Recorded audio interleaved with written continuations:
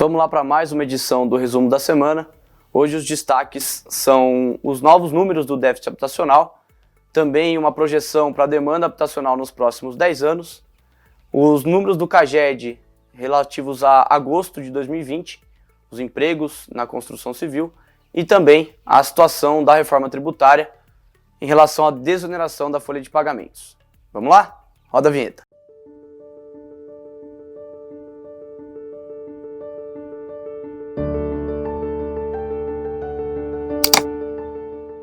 Vamos começar então pelos novos números do déficit habitacional aqui no Brasil, que caiu 1,5% em 2019, de acordo com o levantamento feito pela FGV e apresentado esta semana no Fórum de Incorporação promovido pela Abrainc.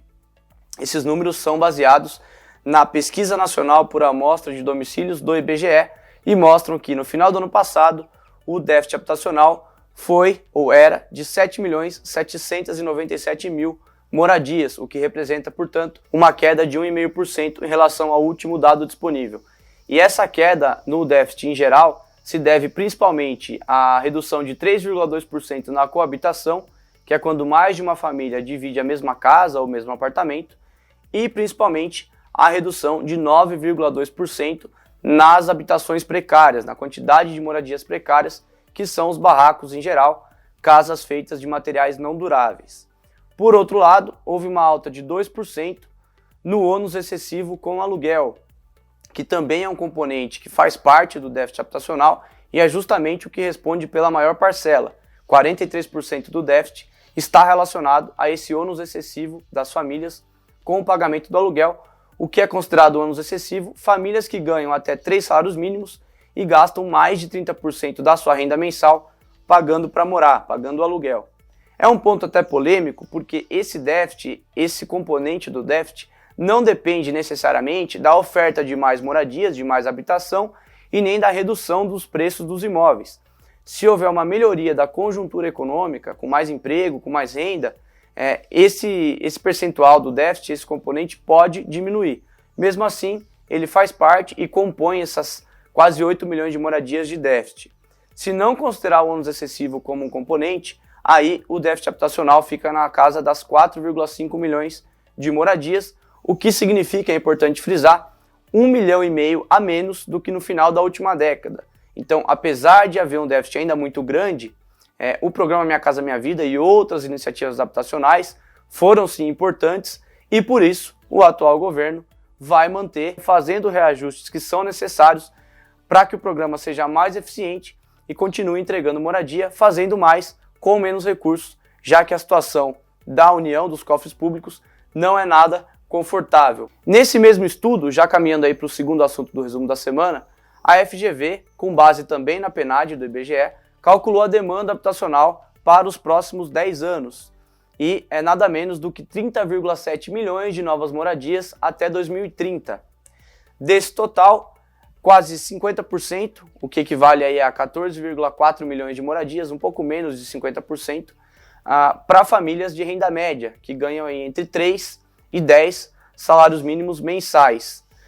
O segundo maior grupo de demanda é a população de baixa renda, famílias que ganham até 3 salários mínimos, e para esse público haverá um incremento de demanda de 13 milhões de moradias. E a menor demanda, é óbvio, num país ainda subdesenvolvido como o Brasil, é para alta renda, ainda assim uma quantidade significativa, 3 milhões e 300 mil novas moradias até 2030. Então há muita oportunidade para as incorporadoras, para as construtoras, nos próximos 10 anos, nada menos que 30 milhões, quase 31 milhões de novas casas, de novos apartamentos. O que resta saber é qual vai ser a fonte do financiamento para construção, mas principalmente para aquisição, para compra desses imóveis nas famílias de renda média e principalmente de baixa renda.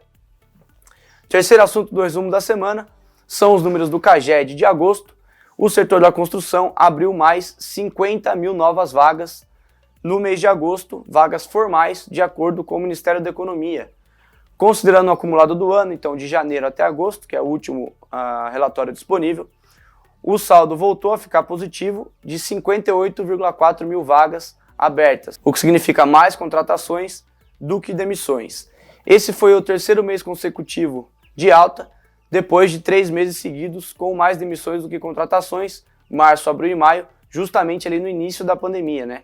Para a construção civil, para outros setores também, mas para a construção civil, o mês de abril, que é quando houve mais demissões, quando houve um saldo negativo maior, foi o pior mês realmente da pandemia.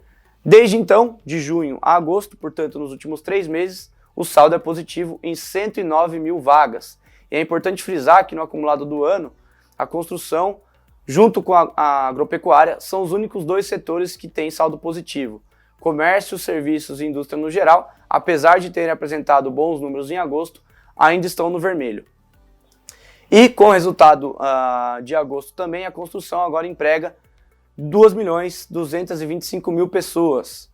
Então, mais de 2,2 milhões de trabalhadores formalmente empregados na construção. E aqui eu faço 2 destaques. Primeiro, a importância do mercado imobiliário nessa retomada, principalmente com a continuidade dos canteiros de obra, que permitiu a manutenção dos empregos, e também o cenário de juros baixos, que é um motor do aquecimento do mercado, da manutenção da demanda para compra, principalmente no mercado residencial, seja para moradia, com os juros mais baixos do financiamento imobiliário, seja para investimento, para aquele poupador que não tem mais bons retornos na renda fixa e que não quer correr tantos riscos com a volatilidade da renda variável.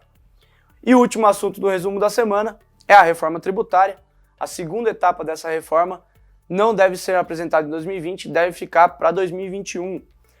O governo teve que recuar diante da discordância dos parlamentares em relação à criação do novo imposto sobre transações financeiras. Nessa segunda-feira dessa semana, o governo se reuniu com líderes no Congresso para ajustar os últimos detalhes e apresentar essa proposta, mas o fato é que há muita resistência ainda, portanto não há um cenário favorável para apresentar essa segunda etapa, que justamente deve trazer a desoneração da folha de pagamentos, que é tão solicitada por todos os setores da economia, mas como uma forma de compensação, o governo quer criar esse novo imposto, que é inclusive comparado à antiga CPMF, e taxar em 0,2% as transações financeiras. Eu acho bastante triste que não haja um avanço nesse sentido, porque é fundamental a desoneração da folha para que sejam criados novos empregos, para que a economia possa voltar a ficar aquecida, para que se possa gerar renda. E dá para entender também que o governo, a União, em situação orçamentária complicada, precisa de uma alternativa, precisa de uma substituição para essa desoneração, que seria justamente a criação desse imposto, mas, como sempre, o Congresso dificultando o avanço das reformas. Tá legal? Eu também gostaria de trazer aqui 2 notícias que nós publicamos no nosso site sobre o mercado imobiliário.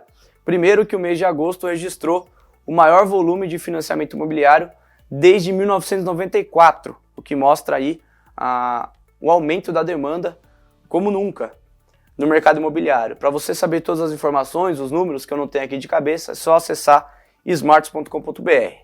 E também as projeções para o PIB da construção, que vem melhorando semana após semana e já estão num patamar bem melhor do que no início da pandemia, com o crescimento da atividade imobiliária. Nós consultamos também a FGV, que faz esse levantamento. Vale a pena conferir a matéria no nosso site, tá legal? Recados finais antes de fechar o vídeo.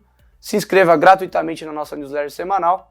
É só entrar no site e colocar seu nome e e-mail. Siga a Smarts nas redes sociais, @smartsbr. E se você ainda não é inscrito, inscreva-se aqui no canal e clica no sininho para ser notificado sempre que tiver conteúdo novo, tá legal? Agradeço pela audiência em mais uma edição. A gente se vê na próxima semana. Um abraço.